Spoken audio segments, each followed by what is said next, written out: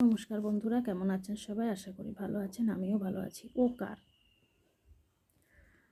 তো এই ওকারটা হলো কোনো বাংলা বর্ণের মানে ব্যঞ্জন বর্ণের সাথে স্বরবর্ণের যোগ করে দিলে ওকার হয়। এটা হলো একটা সাইন।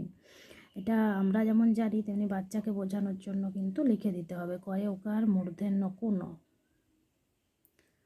ক পয়ে ওকারে পো, ত কপত। সবার আগে স্বরবর্ণ ব্যঞ্জনবর্ণ খুব ভালো করে শেখা দরকার। তার জন্য আমার চ্যানেলে আপলোড করা আছে ভিডিও, চাইলে আপনারা দেখতে পারেন বাচ্চাকে শেখানোর জন্য।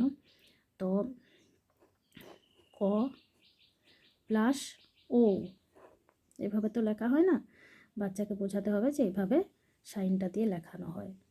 তো এটা হলো ঔকার।